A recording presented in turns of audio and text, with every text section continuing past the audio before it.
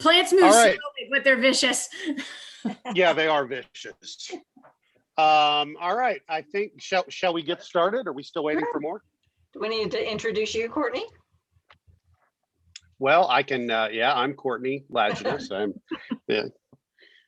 the chair of the board of directors. So I will be presiding at our meeting, which I think we can kick off.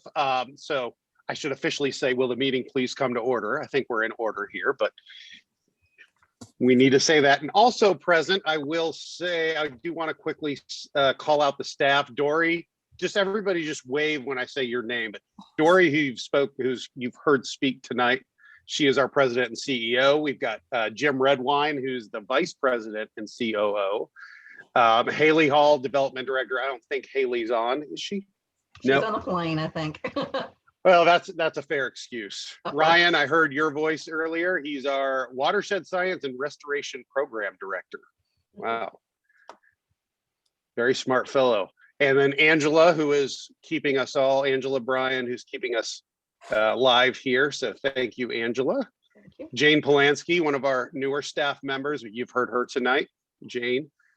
I think I saw Samantha on, our communications coordinator. Mikkel, you've all heard speak tonight. So thank you for leading that part of the meeting. And Elizabeth, I don't know if Elizabeth Serrano's here, also AmeriCorps member.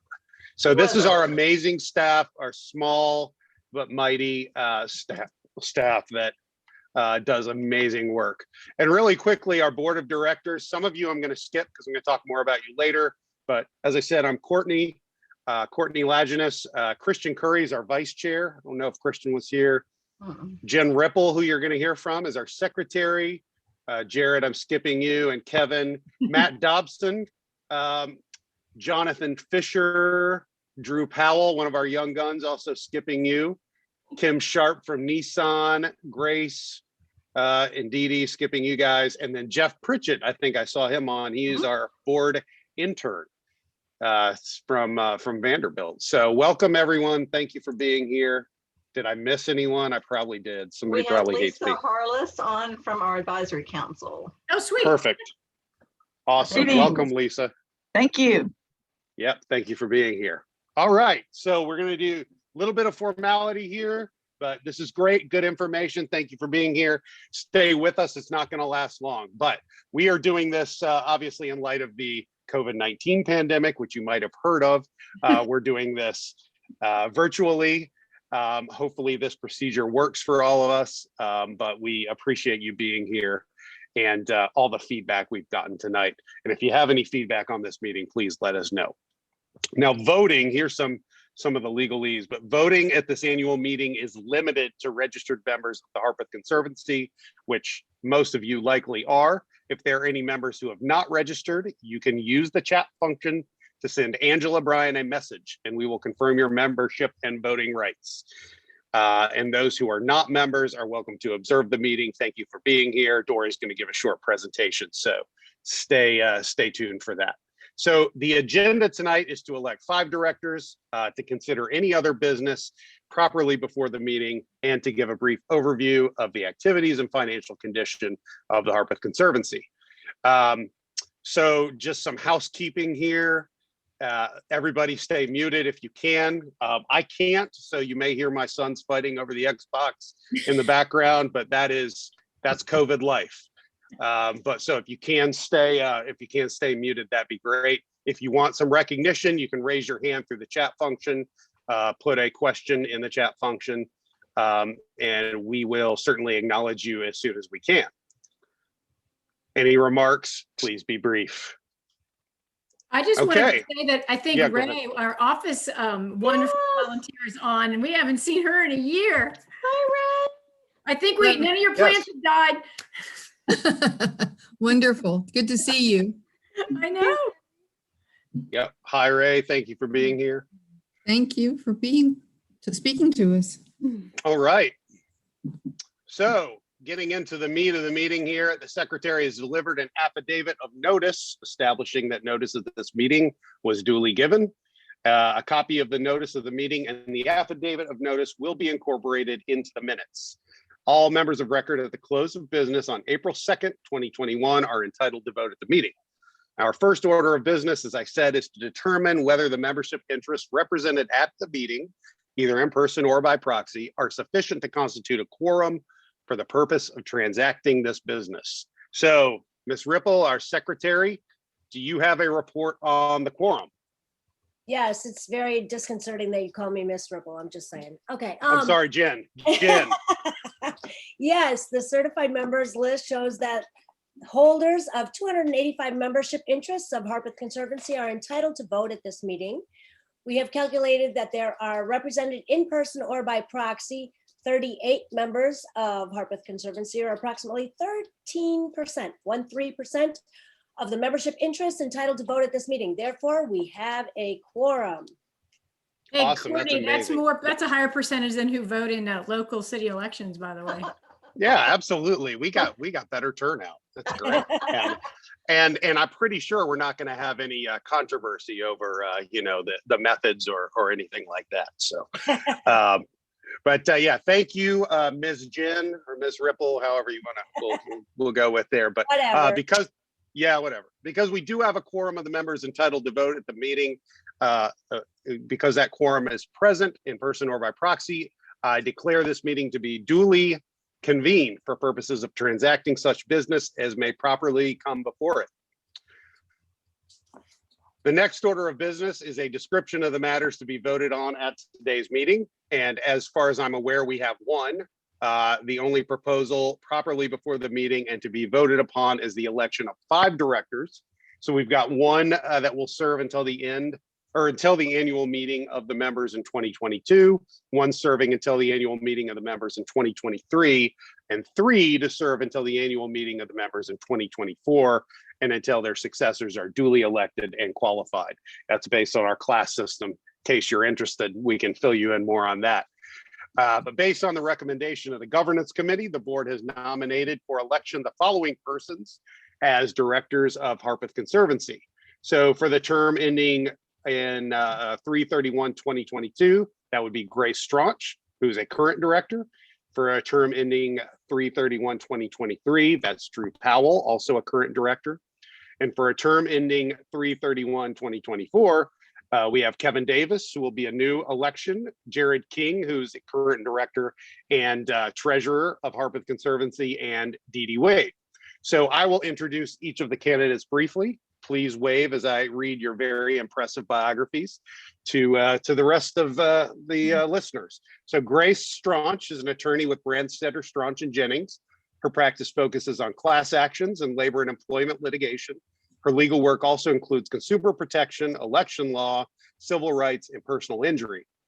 The Tennessee Supreme Court honored Grace as an attorney for justice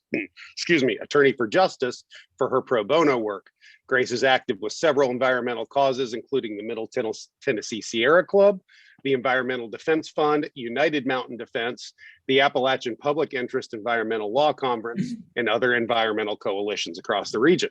She also serves on the Tennessee Bar Committee for Racial and Ethnic Diversity, chairs community outreach for the Women's Political Collaborative, and is the co-founder of the Women's Caucus for the Tennessee Trial Lawyers Association. So what do you do in your spare time? That's what I want to know. But Grace, great to have you here. Next, I'd like to introduce Drew Powell. He's a risk manager with Martin and Zerfoss. His practice is concentrated on managing contractual risk, hazard risk, employment risk, and financial risk. He's a certified insurance counselor and a soon-to-be certified risk manager. He graduated with a degree in risk management and insurance from MTSU in 2015. And outside of the Harpeth Conservancy, he serves on the board of the Insurers of Nashville. So as we said, Drew's an existing board member. Kevin Davis, who would be a new election, has been senior corporate counsel for Health Trust since April 2018, where he negotiates commercial sourcing agreements. Previously, Kevin was vice president and associate general counsel at LifePoint Health, where he was the lead attorney from 2016 to 17. He was also the associate general counsel at Vanderbilt from 93 to 2016, and he holds a MA, JD, and PhD from Vanderbilt. So I take it, Kevin, you're a Commodores fan. All right, Jared King, our treasurer, is senior manager in the Assurance Services Department of Craft CPAs. He's been a member of the board here since 2018. He's a CPA, a certified fraud examiner, a chartered global management accountant, and a registered qualified peer reviewer for the American Institute of CPAs. He earned his Master of Accountancy from the University of Tennessee at Knoxville, and he also currently serves on the Waves Incorporated Board of Directors and is the treasurer for Historic Nashville Incorporated. So, Jared, thanks so much for your service.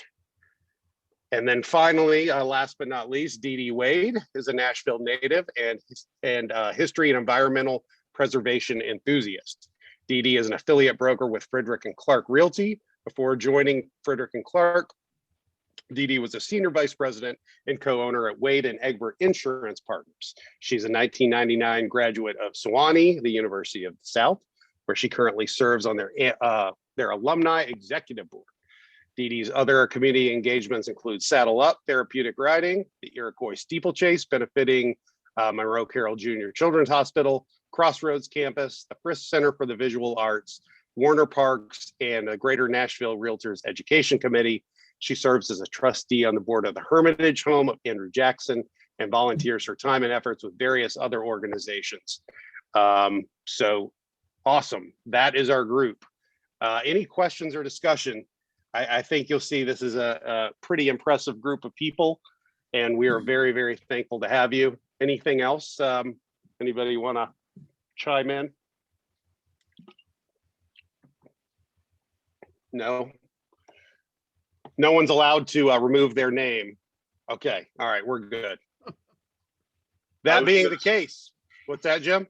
I was going to say, Courtney, the reason why we have better turnout than municipal collection elections because we have such better candidates. But absolutely, I mean, look, they're so accomplished. I'd vote for these people. Now, I don't want to be seen influencing anyone's vote. See, I just probably committed fraud. I apologize. But I now declare the polls open. If there's anyone who has not yet voted or would like to change your vote, would you please indicate so by using the chat function? If you let us know on the chat function, we will email you a ballot, which you need to immediately open, vote, and submit. Please remember that if you've already voted electronically or sent in your proxy card, your membership interests have been voted accordingly. You do not need to vote today unless you are voting for the first time or want to change your previous vote. I will pause a second to see if we have any changes.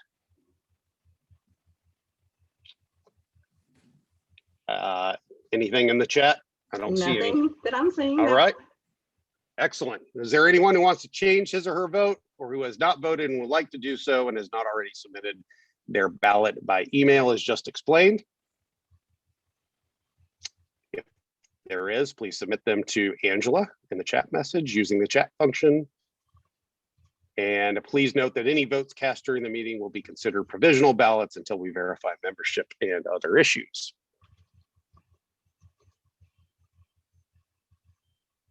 All right. Anything in the chat? Yes, sir. All right. There are no requests for ballots. And hearing no other requests to vote, I now declare the polls closed. So will the secretary please report the results of the voting? We have counted the proxies and ballots that have been cast and received based upon the preliminary vote totals. The nominees for election for the board of directors, Ms. Straunch, Mr. Powell, Mr. Davis, Mr. King, and Ms. Wade have all been elected. Congratulations, everyone. The final vote will be placed on our website as soon as it is available, and I now think that we have the best board in the whole entire world. Awesome. We have a fantastic board. Thank you all. Thank you all for volunteering and for everything you do. Okay, since our business is now concluded, the formal portion of the 2021 annual meeting of the members of the Harpeth Conservancy is now adjourned, which means you don't have to hear me talk anymore.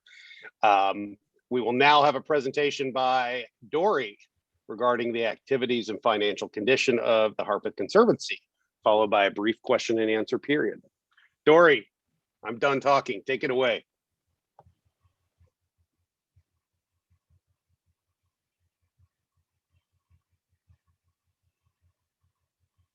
You're on mute.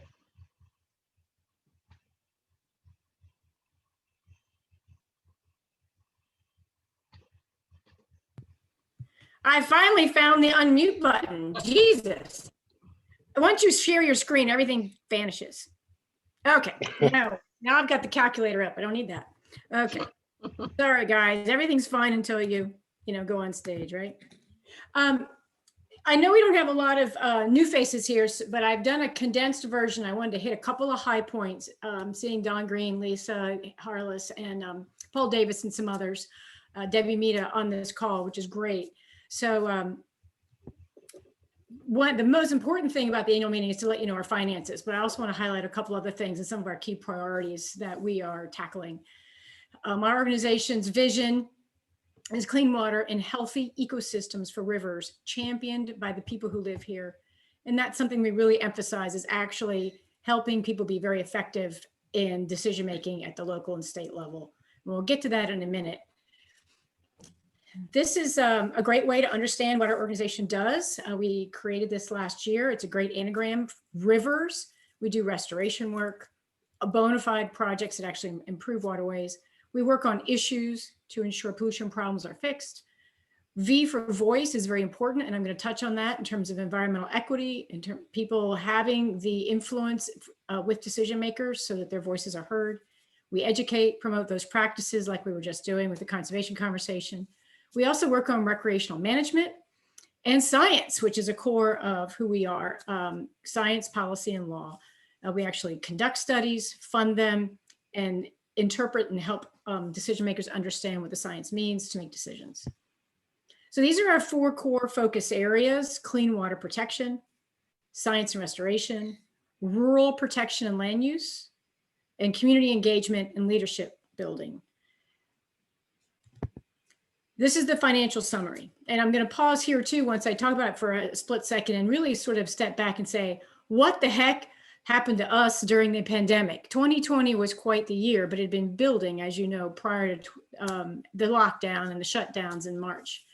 But the interesting and very important financial summary is the organization is in the best financial position it's ever been in. We started with $1,300 in the bank when the organization was first founded and had its first fundraiser. We now have $350,000 in the bank. So our net assets this year were increased by about $300,000. And I'll touch on a couple of things that brought that on. You can see here expenses are down this year. We originally budgeted around $600,000 in expenses. We only did $535,000. That's the effect of the pandemic. We weren't able to have the full scale river swing. Certain projects had to be put on hold, travel and things like that. But all of our staff we kept, and we brought on 2 part-time positions. So we did not need to scale back staffing, which was very important, because our treasurer and our finance committee back in March last year, we were doing the budget, was like, hey, we need to plan for a $100,000 drop in income. And so we put together that whole plan for scaling back staff, everybody being scaled back so we wouldn't lose anybody, and we did not have to implement that. And actually we are in the process now of increasing. We've done a leadership and succession plan. We've adjusted people's roles, and people's salaries have gone up as we are building an organization that can support top professional environmental leadership that the state needs. Our income was a high year, $659,000. The pie chart's a little different though. We had more government grants, and what this refers to is the payroll protection plan that you probably read a bunch about. We were able to get a total of 2 payroll protection plans. They are actually officially forgivable loans, so we don't pay them back. But with Jim's leadership and the finance committee, we also applied for an environmental disaster relief. What's EIDL stand for again? But one of the disaster relief loans. Economic injury disaster loan. Thank you. Economic injury. Sorry about that. And that's the $150,000 loan that we have 30 years to pay back at 2.75 interest rate. And that's given us some of the cushion that we've been looking for a while. The river swing, as you can see, well, you can't see because I didn't show you last year, but the corporates came through, and we actually raised more corporate support than last year, even though some of our corporate partners like Waltrip had just invested $100,000 in the tornado relief. Remember the tornado from last March? Those tornadoes? And weren't able to support us this year. We had other corporate support come through, new, as well as everyone sticking with us. So all of our major donors, individuals, membership, and corporate partners were there for us through the pandemic, which is fantastic.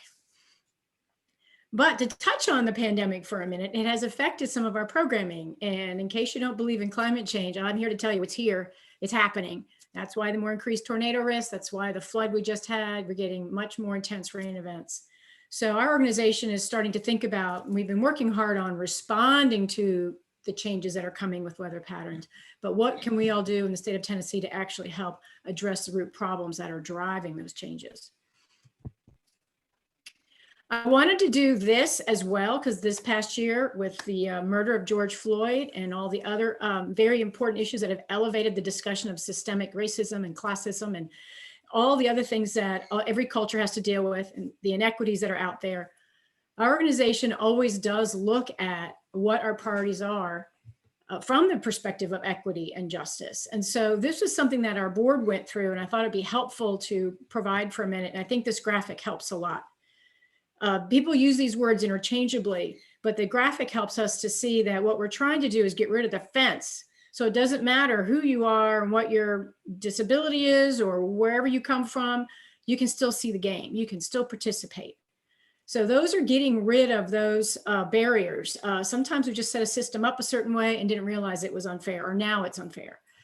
So this is the challenge for all of us, is dealing with removing those barriers. And that also means we have to understand what they are. And sometimes we don't even realize that other people are struggling with problems and barriers like racism or classism, or they can't get a bank loan because you haven't experienced it, or what's it like to be in jail.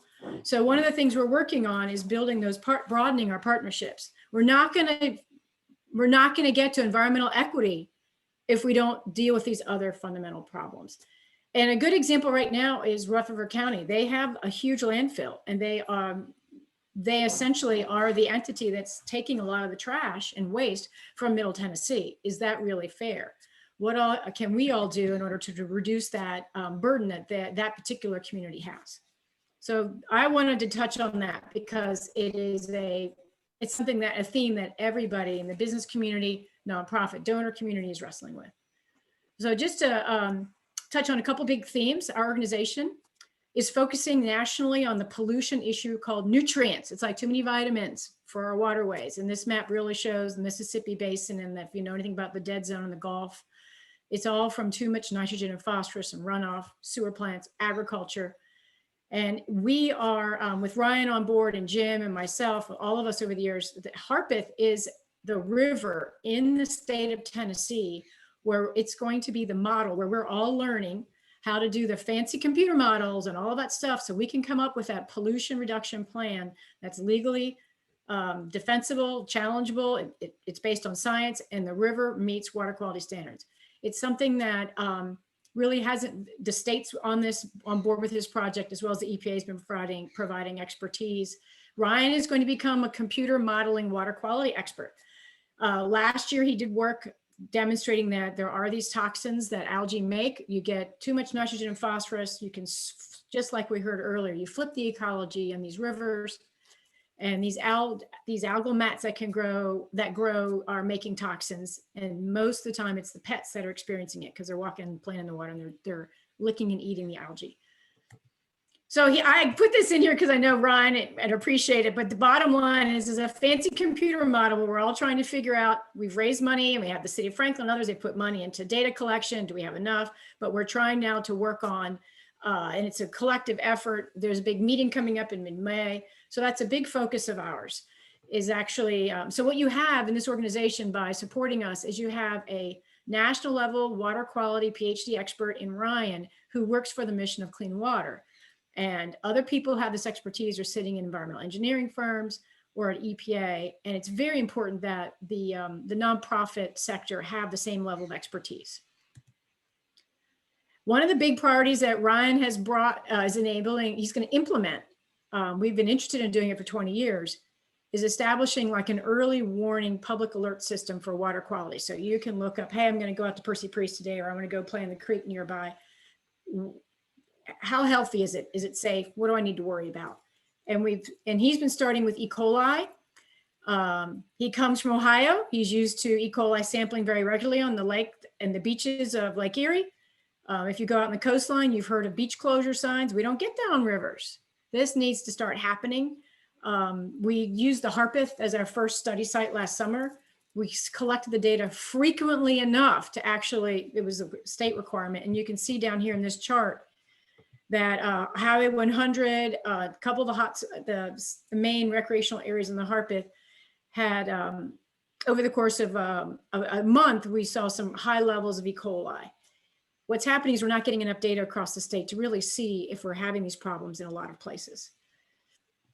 And also I was able to sample in Richland Creek. So we have raised money specifically to start looking, and we'd love to have some more support specifically for lab costs right now to go sample in the little creeks in the neighborhoods where kids go play. This is not about the Cumberland River. This is about where people and dogs and pets splash and play. Clean water protection is another core area. Jim leads this. I have broken it into two themes. One of them is statewide leadership that we provide. And we've spent a lot of time with the legislature. We have a couple of coalitions we're part of, and Jim actually leads one specifically about the water issues. The pandemic has really been fascinating, depending on your perspective, in terms of watching government decision-making all change when all of a sudden, last year, no one could go to the state legislature if you were the public. All of the city government and county governments were online. Everybody, all these entities are doing their processes a little differently. Some of them don't work very well if you're a citizen trying to call in and talk. Others make you go down to the county office or the city office so you can get a laptop. Not everybody's internet works. And there have been some very important debates and discussion that we've been working on with Tennessee Coalition of Open Government to ensure that our decision-making by our elected officials that affect our property rights and our livelihoods are made in public so the public is there. That doesn't mean we're not interested in incorporating some of those virtual tools that we've all learned how to use, but there's been kind of a push for convenience by elected people and people who are appointed on the commissions. And I'm like, hey, if you've been appointed, you need to go there and you need to have the public there and it needs to be in person. So that's one of the dynamics that has been coming out of that affects environmental equity. It affects power, is having access to decision makers. On the state regulatory side, this area is one of the most popular. This is one of the #1 areas people are relocating in the country. And if you didn't see the stats yesterday about the census, the South, more people are moving here. There's growth in population. This is a very influential area of the country in terms of national politics. But growth is such a big thing here that even though it was a pandemic and meetings were virtual and people didn't have access to the internet, there were still a lot of proposals being discussed. So Jim and I, especially Jim, are working many hours trying to help local folks figure out how to assess what these proposals were and what they meant and whether they were a good idea or a bad idea. It's very challenging. People were sick with COVID. We're having a real tough time. I want to give credit to the Tennessee Environmental Department, the environmental agency, of really doing a good job pretty quickly in trying to make those hearings for permits open, where I think a lot of the local governments have struggled. One of our other big core themes, and we're unusual this way as far as environmental and conservation organizations in Tennessee, is that we really do work on managing growth, development planning, local, and we actually review development proposals. Not all of them. We typically work with local people who are familiar with their areas, and then we provide expertise as to how these local ordinances work. But it's very important that there's more training and more involvement, because the decisions are all over the place. You know, every community is growing and the rules aren't the same in every community, and one county has a great idea but it doesn't translate to another one. It's really, really time to do a lot of cross-pollination, if you will, outside of the state of Tennessee into Tennessee, and also the good ideas that are popping up around the state. We are losing a tremendous amount of rural land, actual farm production land, and yet this is the farm to table movement area. We've got a lot of local demand for local production, but the local tools for encouraging and incentivizing, maintaining larger tracts in order to have farm production, all that are not there. So the flood. I'm not going to talk about this much, except to say this is what happens. when you're dealing with more and more disasters, it does sometimes take your programming, your priorities, and flip them. So we have had to once again jump in and do what we did in 2010, even though the intensity of the damage was much less this past March than in 2010. I thought you might be interested in some quick stats. In March 28th, there was just over 7 inches of rain in 24 hours. That makes it the second most intense rainstorm in recorded history for this area. In May 2010 was the first and the third, and they were back to back. So in May 2010, we had 14 inches of rain in 48 hours, essentially. There's lots of issues with, and also, by the way, the statistics are that there's been an 18% increase in the intensity of rain events. So it doesn't matter how much your stormwater regs are designed and all that, it can't handle that much water that fast. That's one of the things that this area of the country is dealing with. And what's interesting then is with the changes in the FEMA rules and flood insurance, there's a really cool program that's been developed by a nonprofit group of flood engineering risk people called Flood Factor that just rolled out. And I pulled this. This is 7 Mile Creek. Do you see the zoo right there? All these little red dots are high repeat risk flood properties. This is exactly what was hit hard. You compare the map of the 750 reported flood problem areas that we're working through now with Hands on Nashville and Metro. You can see them running along these small creeks. This is not a big river. We're talking about small creeks, probably communities that were designed and platted and laid out long before stormwater regulations and some of the floodplain management regulations we have today. And with the intense rain, they're much more at risk of repeat flooding. And unless you have savings, real decent savings, you will not be able to build yourself back whole with the money you're going to get from FEMA. So this really becomes a class economic justice issue. I just grabbed this picture off the news because we've had some oddball situations where flooding has hit and torn down walls and sort of floated away storage property, storage material. So when people went out to Mill Creek and to the Witsit Creek Park, right after the flood, they just saw plastic everywhere. And what this is it was a storage area of a company that had gotten breached by the flood. And that particular property was not in the floodplain. So we're working, actually one of the Metro councilmen jumped on this, Ginny Welsh, that's why our elected officials matter so much. And that company is already working, they've hired an environmental cleanup firm, but there's lots of debris from people's homes. And I'll show a picture in a minute. So our team has already started assessing, and we really think we need somewhere between $30,000 to $50,000, depending on how much cleanup we need to do based on our experience from 2010. Just in case you didn't know, there's no regulatory requirement to remove any of this debris if it's not considered hazardous. So lawn chairs, everything out of someone's living room, couches, mattresses, sinks, all that stuff that ends up in a creek or a river, it doesn't get picked up by FEMA or EPA or TDEC or anything like that. So to kind of wrap up with our last sort of core area, community engagement and leadership building. So part of community engagement is getting kids and families out there and people to learn about the incredible biodiversity of these rivers in the South, and how to nurture them, how to protect them. So here's what we did immediately. Well, with COVID, we still had our lessons on the river. We were still in person. We developed a COVID protocol that complied with each of the different areas. We've also now incorporated many more. We normally do one a month, but we have a number of flood cleanups. So these are the ones in red. If you're interested in helping out, or if you have a company, that would be lovely, because having a nice group of 10 or 20 people is better. You know, we're guaranteed the hands we need. And Jane Polanski is our coordinator on that. But we have Family Fun Day coming up, and hands-on at Bates Nursery, pollinator and native plants. Nothing like being in person.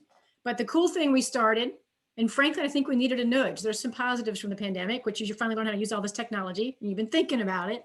So our conservation conversations, we'd like to do more of them, tailored to different audiences, different times a day, but we're thrilled that we've been able to maintain one once every month, which is fantastic. The demand is pretty high. The big thing is to follow us on all the social media channels to kind of keep up. So I want to touch on one big thing we've been doing under community leadership. Jim has really been the brainchild of this. He's done a tremendous amount of work going through the way Tennessee recognizes nonprofits and corporate structure and organizations and associations. And we've now created an official, like an alliance umbrella structure. We don't have a name for it, but the point is, if you're a group of people and you're working on an issue together, we can provide you structure so you don't have to like go out there and learn what it takes to become a 501c3 and how to do membership and how to set up a Facebook page and all that stuff. We've done that and have that memorandum of agreement with the Mill Creek Watershed Association, for example. They've been around a while. They're now part of this structure, and that enables them to fundraise. And those people get tax write-off and lots of details behind the scenes on that. Richland Creek Watershed Alliance, which is in Nashville, we merged their programs into ours. And once we get past COVID, we will start reconvening some of those folks who've been very active so they can also be like an association group, be really attuned to what's going on locally. But we're actually doing a fair amount of the programming that that organization used to do with retiring executive director. So our real strategic goals is to build effective local community leaders across the state. Those folks, some of them are you guys on our board and other people we work with. They know their local officials. So therefore they're involved in local decision making. They get to know their state legislators. No offense, but just pushing click and sign my name to those kind of petitions you see is helpful, but it's not the same as getting to know elected officials and developing that relationship. We also need to expand the professional nonprofit conservation environmental leadership in Tennessee.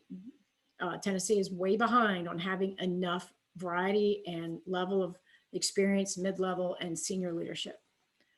And we're actually in the middle right now, thanks to our wonderful AmeriCorps who have technology skills that some of us do not have, probably age-related, is we're doing cool little short videos on how to keep tabs. Jim just came up with that, like, hey, you live down in Nashville. How do I know what's going on, six blocks from me? Is the stormwater retention pond on my property? There's lots of this information and the public needs to get more familiar with how to find it and then how to get ahead of when the proposals hit the Planning Commission. And people need to get to know their state and local elected officials. One of the things we've really noticed in the pandemic is state and local elected officials are really relying on the people they know already. I'm doing a lot of interaction with texting. It's very effective. But if they didn't know me to start with, I wouldn't have any input regardless. So to wrap up, one of the great things we have is the license plate. So we always want to encourage people to get it. You can get it any time of the year. The state's wonderful about prorating. Don't ever worry about, you're not going to lose any money on your registration of your tag for your car. Here's all our staff now. We have, I guess, 5 full-time staff and 2 part-time staff. I mean, maybe. Actually, there are only 3 of us who are officially full-time. There's a couple of 4 days a week and a couple of half times. And this is when we took pictures of our pets. And here's Mikkel and Ellie, who've been great. And you know what? You got to give them a lot of credit because it was hard to be working anywhere during COVID. Frankly, you're sitting there and you're going to coffee shops, you're sitting in your rental apartment, you've never lived in Nashville before, and you're working on your laptops. They've been tremendously, they've had a tremendous amount of energy and actually really being a part of our family and our team, and Ryan managed the program. So it's very effective, and we're looking forward to having 2 new ones next year. So to wrap up, fundraising coming up, big payback, May 5th to 6th, that's 24 hours. The River Swing is going to be September 18th, and we had River Swing this year, but it was completely reimagined, and that's in my backyard, believe it or not. And we lucked into the COVID window, we lucked into the weather and everything else, but it was only for 100 people, masks, the whole 9 yards. We're back at Christian Curry's this fall, and we'll be figuring out what COVID pandemic protections we need to do depending on what's going on in September. This is something really cool. So if you donate between now and big payback, any donation over $50 gets this cool, because it lands right on Cinco de Mayo. So cheers to our earth. So if you want one of those cool shot glasses, and that'll be supporting our flood recovery efforts, the water quality science work, and our education outreach. And here's some of our new merch. And thank you all very much. Thank you for giving me a little bit of time to give you sort of an overview. And obviously, I wasn't looking at the chat. It's too hard while I'm doing this, but are there any questions we can, or is anybody left? But thank you guys very much for all your support. It's been amazing what this organization has accomplished in 20 years. And there's a lot of interest in really building what we need in the state of Tennessee for effective conservation leadership. Awesome. Thank you, Dorie. Are there any questions?